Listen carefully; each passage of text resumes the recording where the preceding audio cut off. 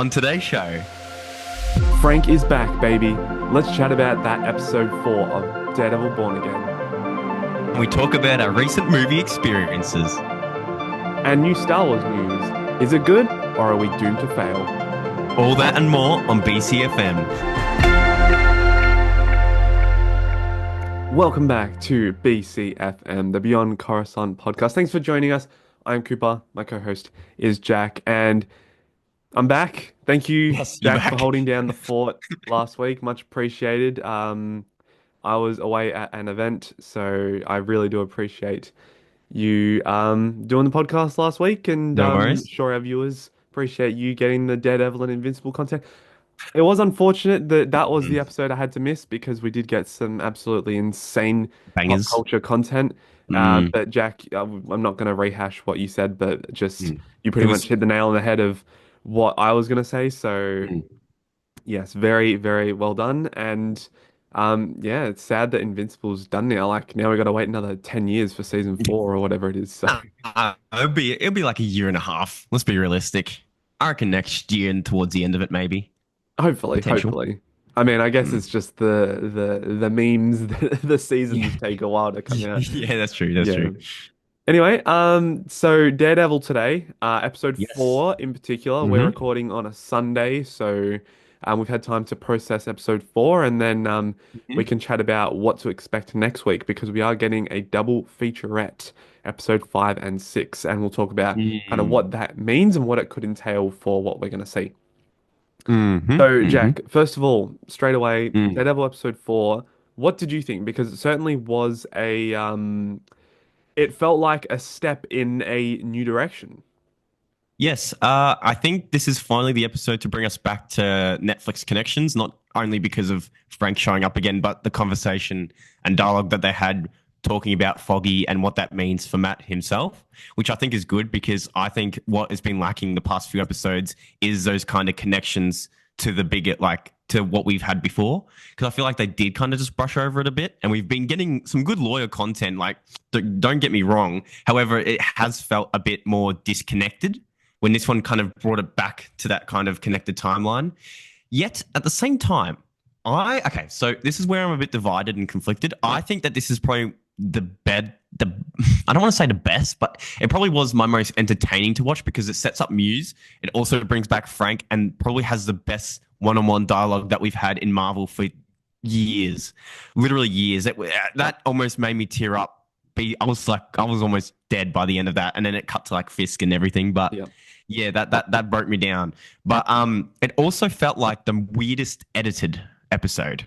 It felt like there was things Yeah. kind of cut and chopped around, which makes me wonder, was this structuring of the episode going to be more focused on Muse? But then when they went to go back and do the reshoot stuff, they kind of added in Frank into the narrative of that police kind of taking up Frank's, what's it called, symbol, like that new plot line to kind of merge it into one. Because this did feel very, what's it called, chop and edited a lot, Yes. because it started off with really good moment with Hector's granddaughter, niece, niece, not granddaughter. He's not that old. Yeah, but his niece, and I was like, oh yeah, really good emotional. And then it kind of cut to a random scene with like Muse, and I'm like, oh, here we go, Muse now, you know. And then boom, straight after the intro, it cuts back to the three, what's it called, BB, Uric, and Fisk's bloody, I forgot his name. What's his name? Daniel? That guy? Yeah, Daniel, yeah, yeah. So it cuts back to them at a party, and then all of a sudden it transitions back, and it's just like so many different plots happening in this one that it made me like get so confused. Because then it cut to like then Fisk talking about kind of building infrastructuring the Red Hook area, and then it cuts, and then we also had the scene where he's listening to kids sing "We Built This We City." built this city. Like, what is happening? Like, this episode had so many like things going for it, but it didn't really feel like one complete story. But at the same time, I enjoyed it. I enjoyed almost every aspect that we saw of it. It was just like I was thrown around a bit as the audience member. I was like, we're not going to get more about that. And then at the end, it's like, oh, and with the cool shot of Daredevil flinging it, black screen. Then oh wait, that's right, we're gone back to Muse, and then it just ends again. Yeah. Like a double fake out. Double fake out. Gotta love them. Yeah. I completely agree. That's exactly what I was thinking when I was watching the episode. I'm like, oh, okay, like we're changing Hmm. locations quite a bit, and it made the episode feel very quick, in my Yeah, opinion. The very quick. pacing was very quick. Mm. Um, and I'm just gonna go back to a point that you said last week, Mm. that we've kind of alluded to. Um, how much of this show that was supposedly reshot because Mm. Daredevil wasn't suiting up until episode 4 is Lies, isn't actually it? still on the show? Because Mhm. we still haven't seen Daredevil in the suit yet. Obviously, Apart from the we're first 10 yeah, minutes. apart from the first 10 minutes, we're obviously setting up for probably next week he'll don the mask again. And I Mm. understand it's the story of Born Again. He's Mm. giving up the mask and then slowly taking those steps to um, become the Daredevil again. And that's fine and that's understandable. But I feel like they shouldn't have come out in the first place and said, oh, Daredevil's not suiting up until episode It 4. was Because too it's like, cool. yeah, that sounded bad, but in the grand scheme of things, what we've got so far, it doesn't make sense for him to suit up. So Yep. I'm not too disappointed by that. So Yeah. it's just confusing. And I noticed It's that in like, this episode. yeah, I was like, did they actually cut anything from? Because they said they didn't use a single piece of footage from those 6 episodes, but it feels like it's heavily integrated within it. Yeah. Like, and if you look at the who writes each episode, there's always like multiple writers on Hmm. per episode, meaning that they obviously have to credit the people who initially wrote the thing. So I don't know. I'm not like hating on it, and I think you'll probably agree with me here. I think Daredevil itself works better as a bingeability show because Absolutely. watching it weekly is quite. I don't want to say it's painful, but it's like it's really good so far, but it would do so much better as just a binge show because it's not something that you wait weekly for because it's not like a mini movie. This is an actual show. And I know that shows back in the day came out weekly and stuff, but not like to the level and budget of a superhero show like this. And the reason why the Netflix one was so good too is because they released it and boom, you binge them in a row, and then it's like, wow, that was a great season. You didn't look at it Mm, as this is a 10 out of 10 episode. This one was more of like a 7 out of 10 episode. But now because we're getting it like singularly, you're reviewing it and rating it singularly. But when back in the day, we just rated it as a whole season. You know what I mean? Like I yeah. could not tell you season 1, 2, or 3 of Daredevil. I can't give you individual rankings for them because I just watch them as like a.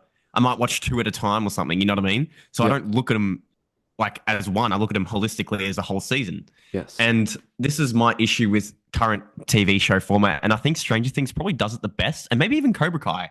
I didn't mind how they released them as like kind of like one season Yeah. split up because you can binge it. It gives you the chance to binge it, but it also doesn't let it finish off in like 3 days if you wanted to like really, like get into it. But yeah, I know it's about money and I know it's about subscriptions, and we'll talk about reasons for that in Star Wars specifically later on too. But yeah, I feel like it's almost suffering Daredevil a bit for that, and apparently it does have lowest review ratings in terms of Oh, viewership. okay. Apparently Disney Plus viewer it's not a lot of Disney Plus viewers, which makes me confused. Is it like nowadays? Do you have to get high viewership to be because you've gotten bad press for being a bad show, rather than having a good show with good press? Yeah. Makes That's you it makes you question. it does. It does. But I feel like Daredevil was obviously one of the projects that had a lot of people excited, and Mm. it's clearly by, I would say, by far and away the best written Oh, project we've gotten, at least in the last it's probably as good as since four or five bloody. years. Yeah, I was gonna say since Winter Soldier, because Infinity War was a great movie, but it wasn't written like that. Wow, it Yeah, was. It was like an action movie kind of it thing. was. It was. This feels like comparing this to like even Hawkeye, which has characters from this, or even She-Hulk. It's like It's it's miles not even ahead. on the same. Yeah, it's not even on the same level. Yeah, Like it just shows that like it's not just about the writers or directors. It's also about kind of the characters you use, the stories you put them in, and the actors themselves. So absolutely. it's quite crazy when you're comparing it. And I mean, it's I really want. I don't know. I just the hype around this is great, but maybe we are in need of a Daredevil movie. Maybe we are. Maybe that's what it I needs don't to go know. back into mainstream light, because I know for a fact a lot of people aren't really willing to watch this new show. Like, not someone I know, but I know other people online have said, "Oh, I haven't watched the other Netflix seasons of Daredevil. Can I watch this new Daredevil show?" And most people respond being like, "Nah, watch 1 to 3 seasons of it, plus watching this." You know what I mean? People don't like having to what's it called? Like catch up on something to just watch the new thing now. And I think that's what might be suffering for those kind of general audiences. Because all of us who've watched it, like, yep, we've been dying like since 2016, 17 to watch something new with this. But others who have never really heard about this Daredevil version before and anything, they're like, oh, you're telling me I have to watch hours of content before watching this to actually get to know them. So it kind of puts them off maybe watching it currently as it's releasing. Yeah, I guess so. Could be a factor. I don't know. I just feel like Daredevil is so synonymous with being in TV show format that seeing a movie for him would be a little weird. Like obviously we had the correct me if I'm wrong, Ben Affleck Daredevil. Is that right? Yeah. Mm-hmm. So that was a movie, wasn't it? It was a movie, let's say. A very good one, no. No. It was a But movie, yeah. though. So it's not like the character hasn't Yeah. been in movies. I just clearly not Charlie Cox's version. I don't know Mm. if they would do that. Season 2 is He's obviously filming now, so he's probably coming would. into Avengers, surely, right? They're setting up for him to at least be the leader of the street levels, like heroes, surely. See, maybe, but I don't want that to happen. I think Daredevil works well on his own. It's true, but Daredevil has so many interactions with other Marvel characters, like Spider-Man in particular, obviously, which Okay, everyone Spider-Man's wants. an exception because they both do similar things in the same area of. Yeah, but like even with the Defenders, you always thought Matt was like the leader. You know what I mean? Like True, yeah, that's I fair. feel like he's a good leader person. Like, but he's also on that verge of he will push kind of the boundaries, but not to the extent like someone like the Punisher would. I feel Yep. like I would perceive the Punisher as someone who would just cameo in things, showing up, doing his business, and going. I don't see him being a part of like the greater scheme of things, which I think is why he's only getting like a special presentation kind of after this. But Yep. yeah, we probably should draw focus back I to was gonna say yes. back to episode 4. I Yeah. mean, this is our first time properly getting to talk about Daredevil since episode 2 together. Yeah. So Yeah. obviously we're going to ramble a bit about that. But Naturally. man, how good was that scene between Frank and Matt? John Bernthal is amazing. He is He so is good. so good. He is so good. I don't think I've seen him act as well as I did in that scene. Oh, He's so good, and just the emotion that that scene brought out, mm, and it felt real. Like mm, a lot of TV shows nowadays feel very fake and mediafied and scripted. But this mm, is a credit to the writing again. It just felt mm, so real and natural, and that's just so it's not impossible to achieve because we do say it on other shows, but mm, for maybe a Marvel show yeah, or a Marvel project, it's rare. absolutely, Mm, absolutely, it's incredible, and just the back and forth between them both, and about Foggy and about Frank's family, and just all of mm, that was beautiful storytelling, and I hope that's not the last we see of him because he's so good, and I just mm. love to see them do a little team up and maybe go fight Muse. Not that There I is know a what Muse's powers are, but yeah, there's behind the scenes of him in his oh, costume, okay, Frank. good, good, So we're yep, bound to get him at some point. I don't think that was season 2 either. This must be season, yeah. Well, the way that Frank looks off into the distance, kind of like I feel like that face that he pulled was kind of like considering maybe he can actually help Red out a bit Red, because of everything he's going through. Maybe he's realized like he gave him the talk, but it might not be enough. He might need to help actually, put an yep, end to his fanboys and also Fisk trying to take out vigilantes, as a whole. But yep, Fisk, man, yeah. we really, Let's chat. he is so unironically funny. Yeah, Like, I don't know about you, but when I was watching that We Built the City, I was like, this feels so out of pocket kind of thing. he was. But then after when he's like, he stands up and just gives around, no, no, no, no, that's enough. I That was was like, so yeah, funny. that's so peak. I was like, yeah, he's trying to like be nice, but be like, no, get me out of this like hell. Yeah, that was so funny that scene. I'm like, just as soon as it cut to it, I'm like, oh my God, no way. Like that is such a Maya thing to do. Like You have Mayors to do would it. show up at the primary school or the elementary school, I guess, whatever you call it in America, but Mhm. and listen to the kids sing. But that was perfect. They I gave him the love how time they're he's yeah. portraying Fisk as a mayor this season. It's Yeah. fantastic. Well, yeah, honestly, here's my hot take, and I don't know if you agree with me. I really haven't been enjoying the Fisk Vanessa storyline. It's just counseling. Yeah, It's like I pretty don't. boring. Yeah, but I would say I would enjoy the storyline for them, but I feel like because what we ended off on season three with them, it kind of doesn't feel earned that much. Especially because we've seen Fisk in like sadly, and this is what I'm going to say, I didn't like how we saw him in Hawkeye and Echo now after how he was portrayed in there. But Yep. like, it feels weird seeing him in those projects, then showing up again here, and then all of a sudden Vanessa and him are on the fringes, and then I don't know, it just feels like it's a plot device rather than an actual meaningful plot kind of story between them and development of their characters. Like every time they show up on the screen together, I'm just like, I kind of like my brain just kind of tunes out a little bit. And That's fair. and I hate to say that because I really loved every scene that they had together in the Netflix run. Like when they were going out to dinners and then like people trying to like come in and talk business with them and Vanessa was trying to get in on the business too and he was trying to keep her out of it. But Mm. now it's just like they're almost two of the same character and it doesn't differ them that much. And I'm kind of just like, when like is it going to get good between them? Because I love the Frisk aspects of him being a mayor, like and acting as a mayor and doing the mayor things. But then when it comes to like the counseling bits, I'm just kind of like, I've seen this in many other projects before, and I'm just like not really buying it because of we haven't. It's like when Jane Foster's shown up in Thor: Love and Thunder. Like we haven't seen Jane for yonks, and then you're Yeah. expecting us to like connect with them immediately again. Like I don't know. It's honestly my least favorite plot of the show so far.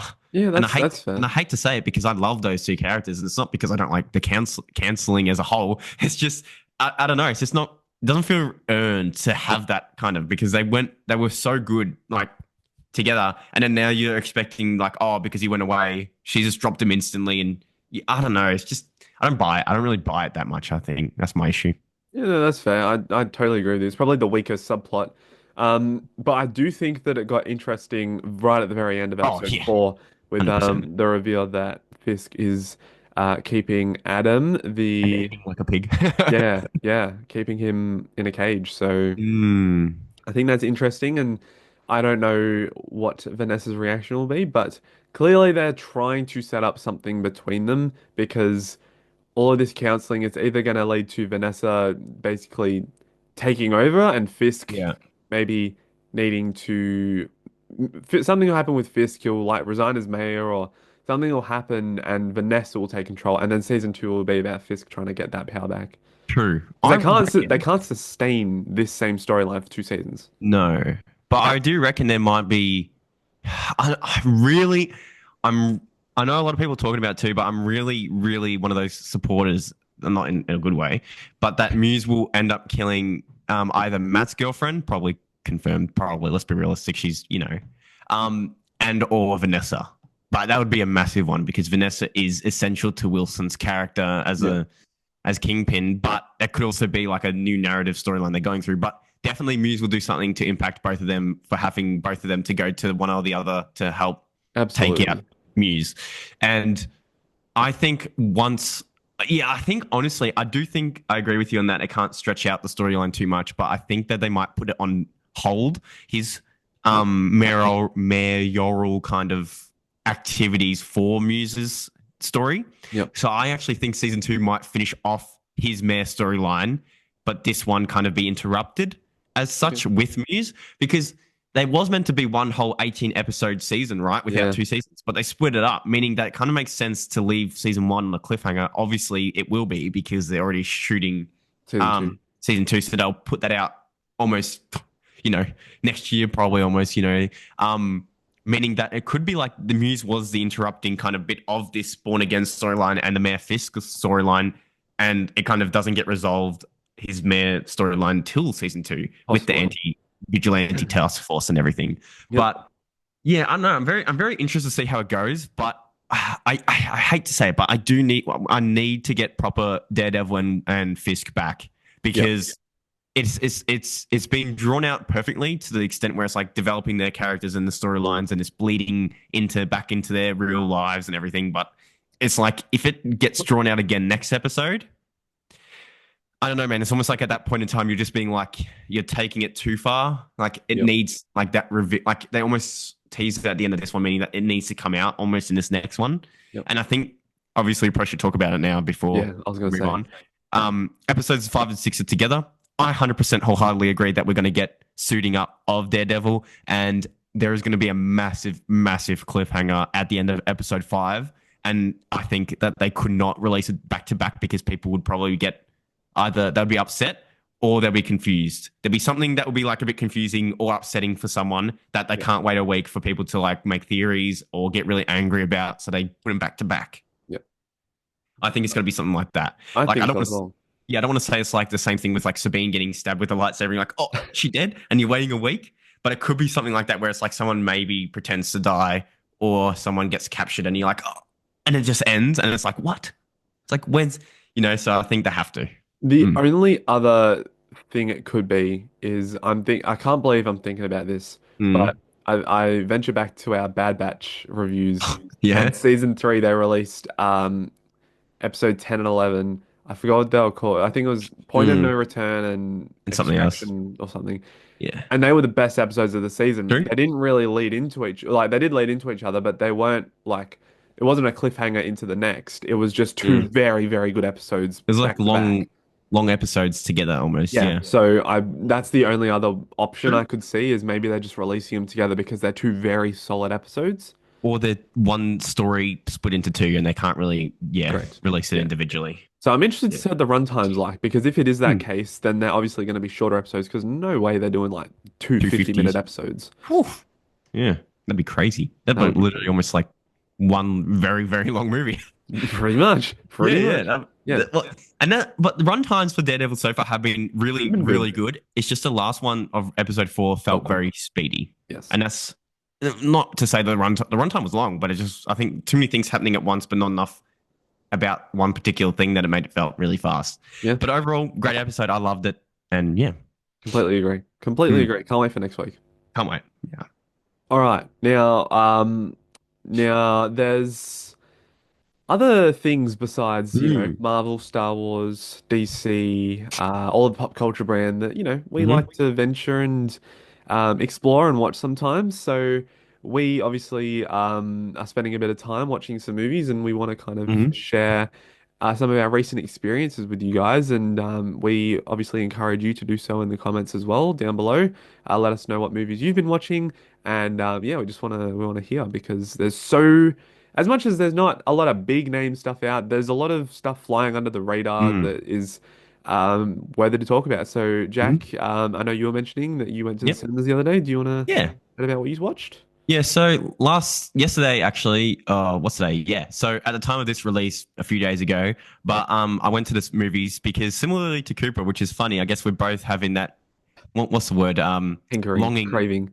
craving for to go to the movies and watch something. So I literally like basically just searched up what like movies can I watch today basically, and I was tossing up between the movie you're going to see soon actually. So by Yeah. the time of this coming out, you've Probably already seen it. Yeah. watched it. Black Bag was it?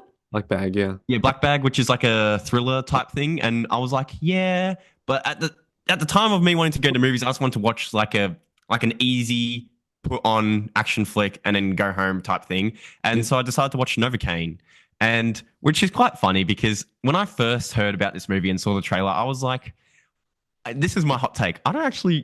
Um, I don't have anything against Jack Quaid, Quaid. but he doesn't peg me as like a main character for like a No. movie type actor thing.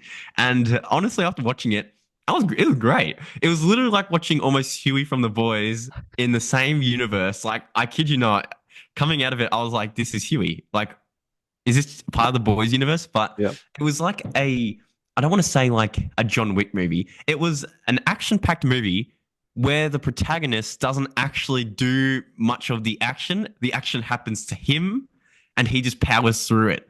And it's quite hilarious with the scenes that it gets, and the storyline's quite unique. There's a pretty good twist, but I mean, if you watch a lot of movies, you could probably predict the twist a little bit because there's only so much you can do with twists like that.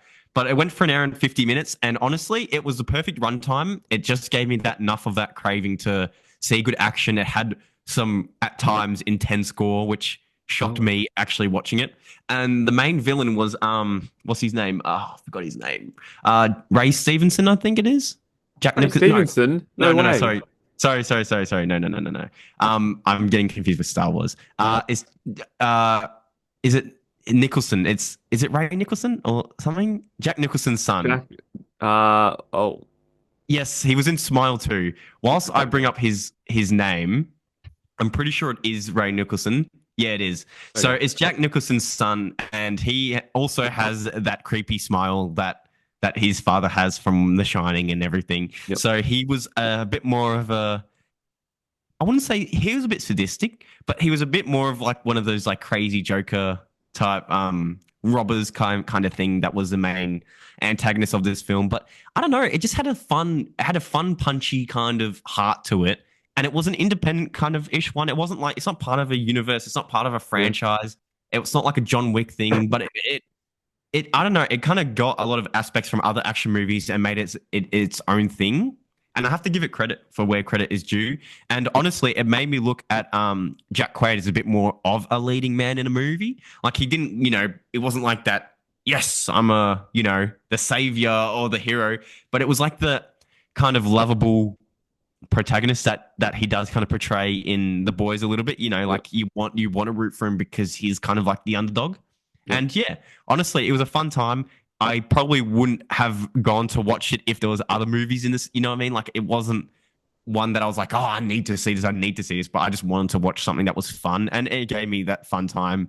And it's probably like a good 7 out of 10. It's a good time. It's nothing revolutionary. It's nothing that bad. It's just a nice, fun watch. And I think this movie, I can see it coming to like a streaming service for when it's out of the movies, and people are gonna love it because Okay.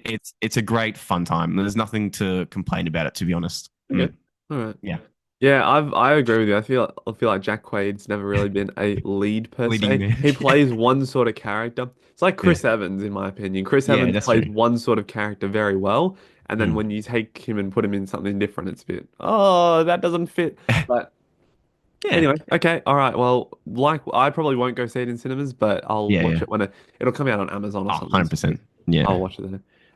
The movie I want to talk about, and this was a Mm. movie I watched all the way back at the start of March, Mm. was called A Real Pain.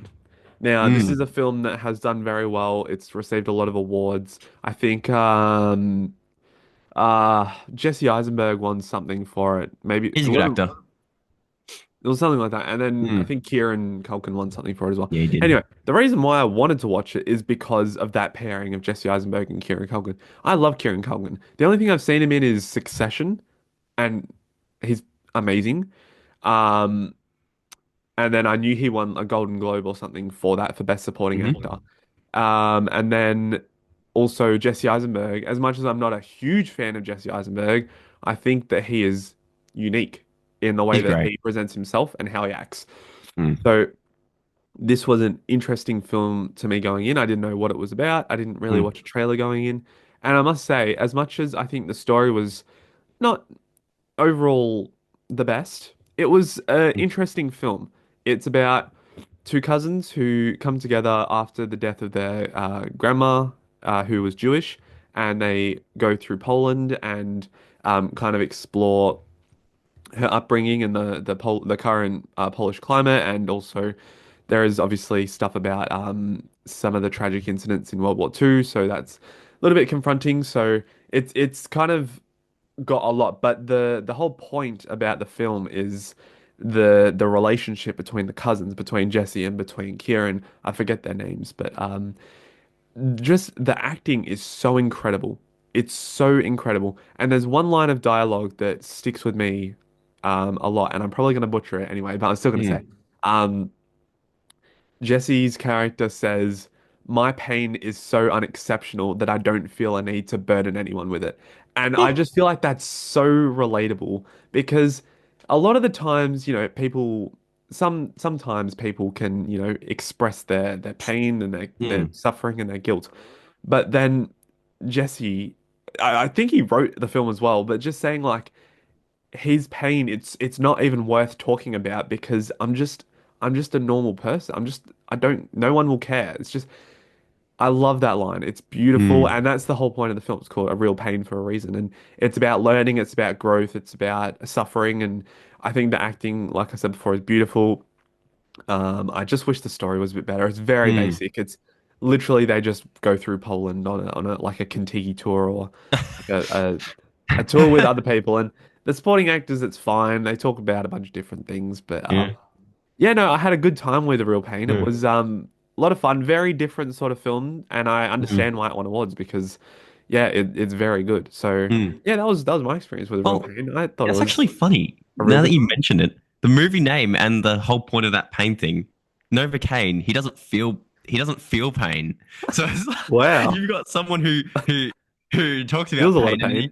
and you got a guy who just can cop anything he wants, and he doesn't feel a single bit of pain. So it's like, Yeah. wow, a Wow. real pain and then no pain. That's it. That's Done. it. Novocaine feels no pain. Yeah. And then there's a real pain. And So there's real pain. those are two fantastic, weirdly adjacent movies that Yeah. was not planned. Not planned at all, but there we go. We've found the linking Yeah. factor.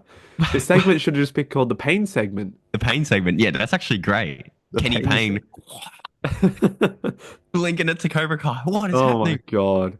Wow. But I mean, if I think this would be a fun little segment to do every now and then when Yeah. we have a movie or something that we've watched recently that is kind of because A Real Pain did come out this year, did it? I think it technically released Oh. last year, but it released on streaming services and in Mm. cinemas this year. So So yeah, I mean, well, being in Australia, a lot of things come out a bit later because even with Novocaine, apparently that came out in America already, but then yesterday was like the early, like 2 weeks before it's actually out for Australia.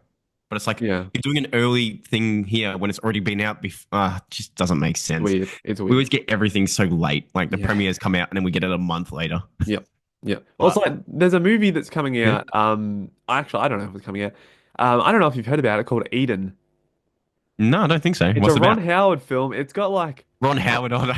it's a Ron Howard film. It's got so many like big name actors. It's got Yeah, Jude Law, Vanessa Kirby, let's have a look. Daniel Bruhl. There's a Mm. couple others that I can't remember. Oh, Anna de Armas. Oh yeah, So many, and it's not come out in cinemas, but it released last year. did it? Yeah, for What? such a high profile cast, it's Eden, not here we out go. in cinemas. It's But a yeah, American survival thriller film. American. I thought it was German. No, apparently it's American survival thriller film directed by Ron Howard and written by Noah Pink from a story by Pink and Howard. Yeah, Oh, okay. There you go. interesting. What I've actually, how has this gone under the radar a bit? Well, that's the thing. It's like that was one of my more anticipated films. Here we go. So here, this could be interesting. So there's a movie called Eden in 2012. Is it a remake of a Korean American thing? I don't Because know. I don't know. I don't know if it's related or not. Okay, so yeah, so in the International Film Festival on September 7th, 2024, Yeah. and it will be released theatrically in Germany on April 3rd, 2025. So why does it say that for Germany, but not, is it a worldwide I don't release know. I don't know. also this year? I don't know. I don't know why this happens for some movies. It comes out like almost a year later for worldwide global things. Yeah. Well, Interesting. I'm not too sure. That's a good bring up though. That's flown completely under the radar. Yeah. It probably would come out this year for most countries though. I don't know why film festivals get it almost like a year in advance, Yeah. and then like it takes a whole nother year for it to come out worldwide globally. Like, Yeah. Let's move on okay. to Star Wars. So now, obviously, we teased a little bit in the Mm. intro. There's some we've been speaking about Star Wars in a little bit, which is a shame. There's just not a lot of news at the moment, Yeah. which is really annoying. And that's a shame No. because Andor is officially coming out in less than a month. hmm Yep. So there's clearly Oh, and one person at we're this gonna table tell you who's guys actually excited. too. Huh? No, no, no, no. I'm excited too. But we're going to tell you guys beforehand that we kind of like unironically made a thing that we didn't want to watch any trailers after the one that we Yeah. reacted to on here. Yep. So we've been trying to like keep away from like News any and everything. other footage Yeah. of Don't anything. don't So expect another yes, trailer reaction yeah, from us. mm, Um, yeah, for Andor. If there's yes. any other Star Wars thing, we're there. Oh, absolutely, absolutely. Well, I mean, Mm, Star Wars mm, Celebration is coming up. We'll yes, probably do a whole podcast on true. that because Yep. Yeah. Yep. One of those live stream-esque type things that Oh we yeah. always Oh yeah. typically do with big news segments. Yeah, I'm excited. I'm excited. But this Star Wars news, it's a Hmm. little concerning.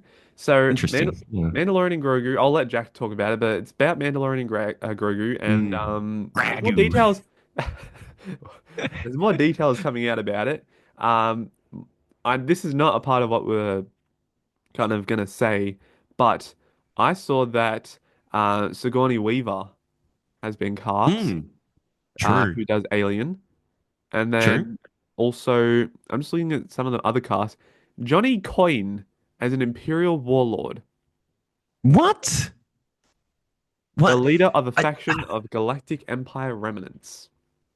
I really don't know where they're going with this film because That's apparently it's yeah, meant to be like what, like someone like what's his name? Jeremy yeah. White Allen is Rata the getting Hutt, captured as a like is it going to be like the Clone Wars movie but in live action? But maybe. I don't know. But the main thing that Cooper was saying is that it's apparently going to have the lowest budget for any Star Wars film, which Yep. I mean it does make sense because it's not like a part of the film franchise in terms of episodes, and it's not a Star Wars story. It's more of like a mini movie, I guess. I Mini guess you could movie. say like Yeah. a TV show movie. See, this is where it's going to be weird. So the apparently, don't quote me on this, but apparently this the cheapest movie for Star Wars aside from this one was Revenge of the Sith. So, which is interesting because that film is objectively not one of the worst Star Wars films. Like, even if you don't think it's the best, it's not objectively like Yeah. probably the Worse. worst. Um, so it proves that you don't need to have a big budget to be good. But what makes it worrying is that is it going to have enough money for the CGI people and the visual effects people, which a lot of the things for Star Wars lately have been lacking in greatly, on top of the writing and directing.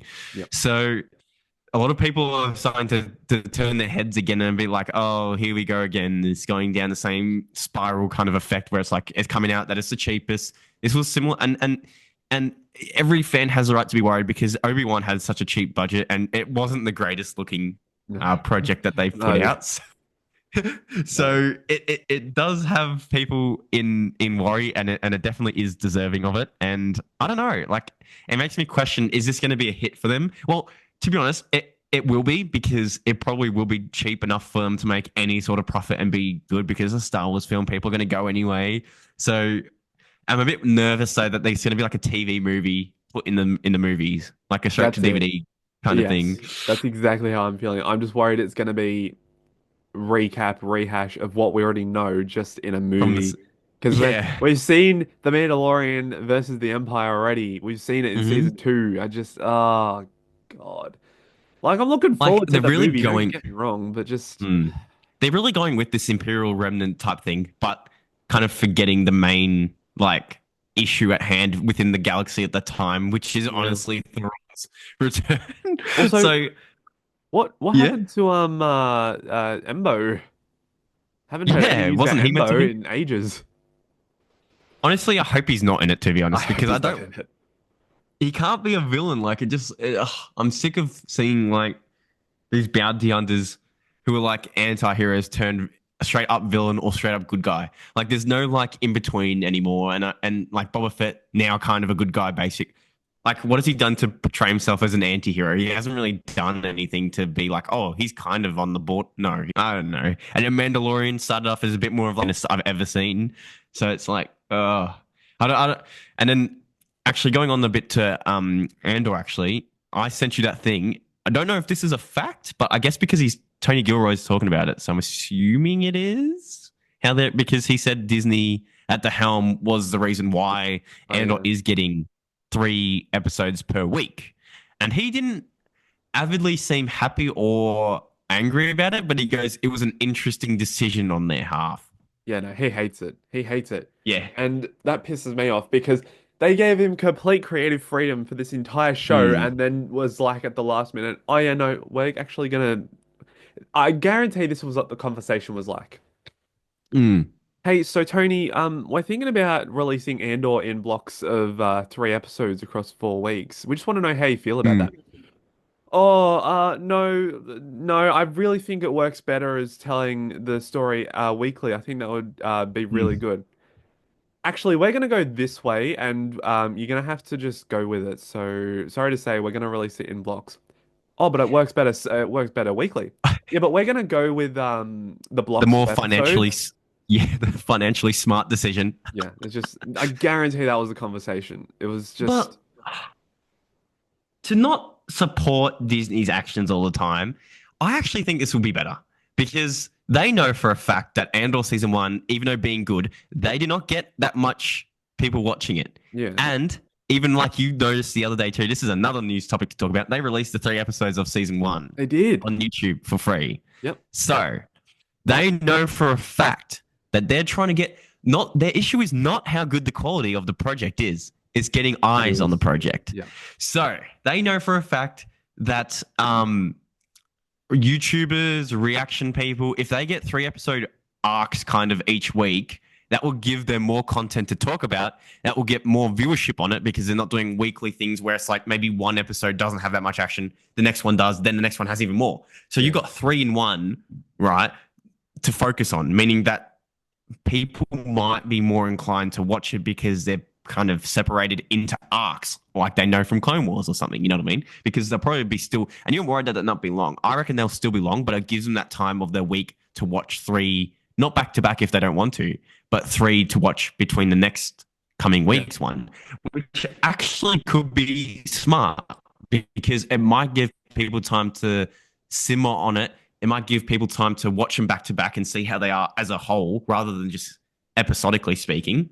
But it also, because we know there's going to be time skips and time jumps, it might actually be a better narrative speaking one instead of, because if you go weekly, let's just say 1, 2, 3, you've had 3 weeks, and then your fourth week is going to be a time jump. You're like, oh, that felt long, but also short at the same time because, you Yeah. know, it went for like 50 minutes, 50 minutes, 50 minutes, but you spent 3 weeks in one time period and now you've already jumped to another one. I think this might actually work better. And I know Tony's probably not happy because he probably worked. Obviously, they would have worked so long on this season, and the season will go by quicker like that because Yeah. you're doing 3 at a time. But I don't think it will undermine the emotional aspects of it. I just think a more entertaining for viewers. I think too, because personally myself, I love Andor, but I did struggle for the weekly one because some of the episodes in the arc were just like, what the like? I don't want to swear, but like, what the hell happened? You know what I mean? Like, it's it's not really a show that can be, you know, done weekly because there is not a lot sometimes to the episodes. Yeah. But as an arc, they're great. Like that prison arc is amazing. But if you just gave someone one episode, or like let's just say the first episode of that prison arc, and then be like, oh yeah, let's wait another week. For this is a general audience, by the way, not a big Star Yeah. Wars fan. Let's wait a week between it. Oh, okay, so we're still in the prison in the second one, but we haven't really made much progress. Oh, okay, I guess I'll just have to wait another week then. And then by the end of that third week, they're like, oh, we finally got out. Okay, let's hope that we get out and then move on to the next one. Oh, it took the whole episode for them to get out. Oh, so now I have to wait another whole week to just see what happens in the, you know, I Yeah. don't know. I feel like for general viewers, they lose interest like that. You know what I mean? So I think it's smart for them to do it.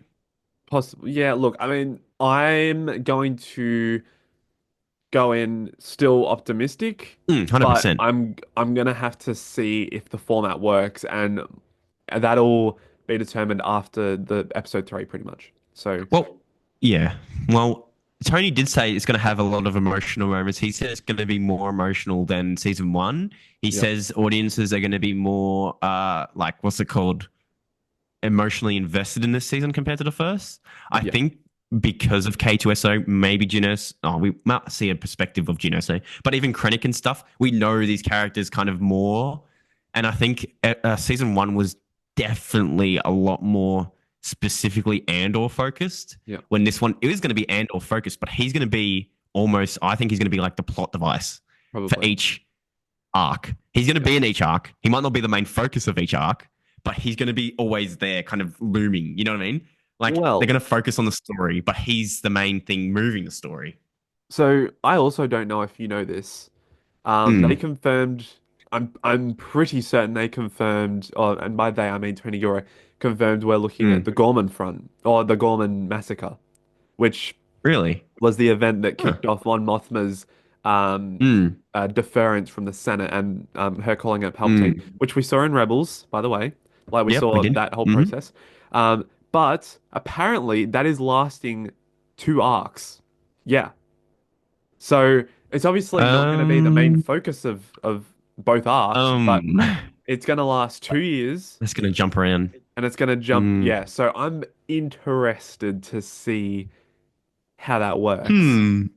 Well, even if they release it weekly, like we're gonna objectively review it. So let's just say we watched them and then see if it would have worked. But it might not work for both. It might just be a bit Uh, of a mess of a because everyone was worried when they heard that there's going to be time skips and how each arc was going to be a different time period kind yeah. of thing. I don't know. I don't know. I don't know if that's going to be a beneficial thing to it or it's going to because I know they're trying to get to the point where we saw Andor in Andor. I mean in Rogue One. Yeah.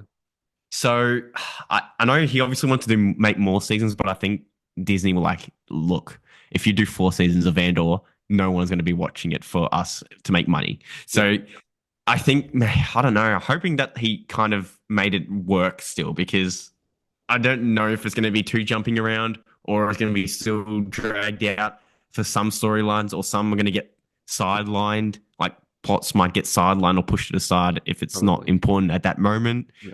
But I think it's going to be a very controversial season for Yeah, sure in absolutely. terms of what we see and what we get Yep. and what people think of this new kind of format because this is Yep. new for Disney, very new. It Releasing is. 3 at a time is crazy work. Yes.